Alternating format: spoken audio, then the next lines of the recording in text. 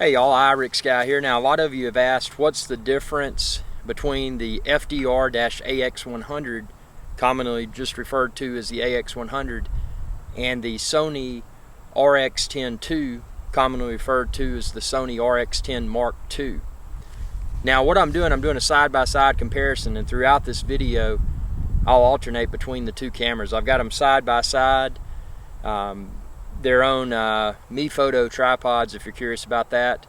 I'm capturing the audio in this video with a, and if you're watching this as the combined video, the audio is coming from the Sony stereo mic, that's on the AX100.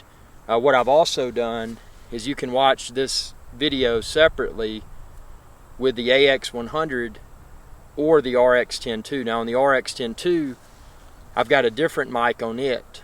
I've got the Sony Zoom mic, and again, check the link within this video's description. You can find the link to both of these cameras, the lens filters, the batteries, the microphones, the tripods, everything that I'm using. So check that link, and it's all there. If you can't find it, just ask.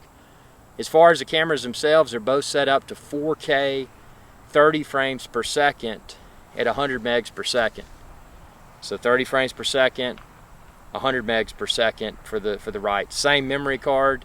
Again, check the link within this video's description. You can find the memory card I'm using. It's actually rated for 150 megs per second, so it greatly exceeds that 100 meg per second write speed. As far as the lens filters on both cameras, I've got the exact same filter. It's the B&W haze filter, the UV haze filter. Again, it's in this video's description. Everything I'm talking about's there. But I just wanted to do a video quality comparison. Now, obviously, it's very sunny out here today. It's extremely hot. But I wanted to do a side-by-side video comparison, because if you're not like me and you don't have both cameras, then you may want to know what the difference is from a video quality perspective. And ultimately, I have both of these cameras. My thing is video, shooting video in auto mode, because I've been using the AX100. And I'd have to check the timestamps on my video, but check out my unboxing video on that. That's when I actually got the AX100. It's been many months, and actually I upgraded to 4K, and I stepped up from a Canon XA10 rather, that obviously topped out at 1080p. But I stepped up from it to this AX100. I've been nothing but completely satisfied with it. I mean, it's for someone that does video and needs 4K, and even if you don't need 4K, if you're filming in lower resolutions, that's fine. But I've been very satisfied with the 4K performance of it. But what I don't like to do, I don't necessarily like to travel with my field equipment, with my studio equipment. I'm checking the app right now to make sure I'm still in the frame on the RX10 II. But I don't like to travel with my studio equipment. So in a perfect world, what I like to do is have the same video quality in a camera type form factor. So the RX10 II, I don't know, you tell me, do you think the RX10 II video is as good, about the same, or better than the AX100? Because I really need to know.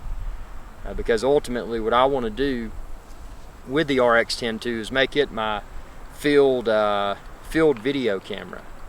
And then obviously having the benefit with it to shoot high quality stills as well. It's got a very nice, it's a bridge camera, which means you cannot detach the lens, but it's got a very nice Carl Zeiss lens, and in my opinion the video quality is great. But this is the first time that I put these cameras on the tripod side by side at the same location, just for the sake of finding if any differences between the 4K 30 frames per second video quality of the two is noticeable.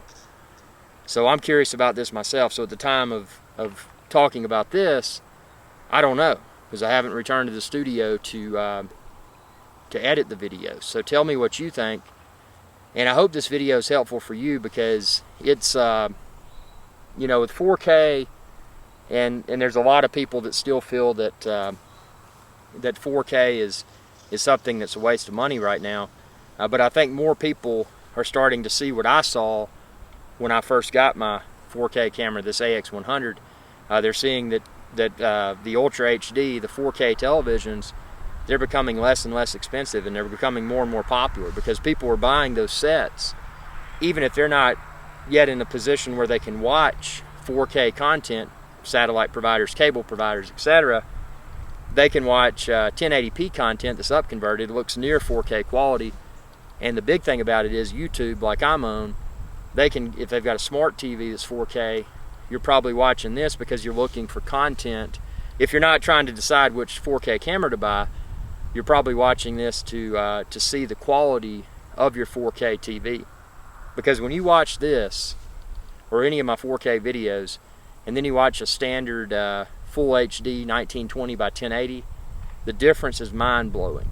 And I'm only using, my smart TV is only a 55-inch 4K, and it's night and day for me. And a lot of people say, oh, there's no difference. You know, 4K is, so even if you, well, let's say this, say you don't even care about creating 4K content. If you film in 4K, you're still getting better. If you film in 4K and then publish in 1080p, it's still going to look better than something that was filmed natively in 1080p because you've got you were filming natively at 4K, so it got a better, when it was capturing that video, it did a better job of capturing it than a native 1080p HD camera would. So that's something else to consider. But check out these two videos. Again, this is the combined one, and as you've seen, I've gone throughout this video, I've gone back and forth. But again, with this particular video, if you're watching the combined video, then all of this audio in the combined video is coming from the Sony stereo mic on the AX100. But if you're watching these separately, if you're watching the AX100 video, obviously that audio is coming from the Sony stereo mic on the AX100.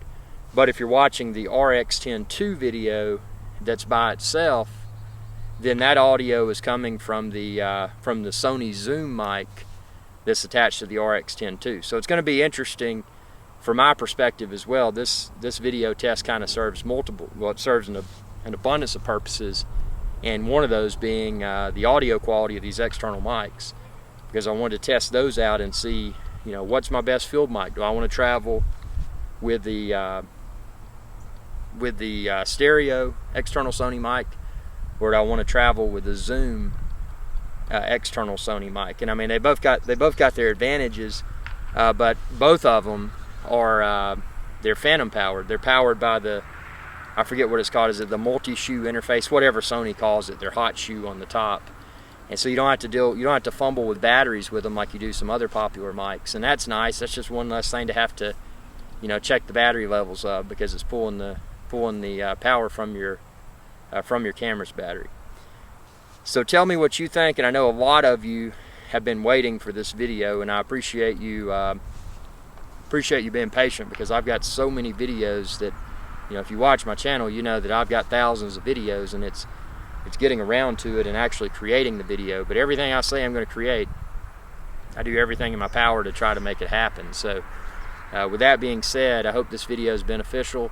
Share it with others, and again, if you don't have these cameras, or maybe you've got the cameras and you don't have the accessories yet, check the link within this video's description, because you can find everything there. And if you can't find everything you need listed within the link within this video's description, shoot me a message by way of my Facebook page, my website, and I'll do my best to try to find those items for you, because if they're not listed, it's probably something I could find a link to and save you a lot of time trying to search it down. So thanks for watching, and be sure to subscribe. It's youtube.com/iRixGuy. Y'all have a good day.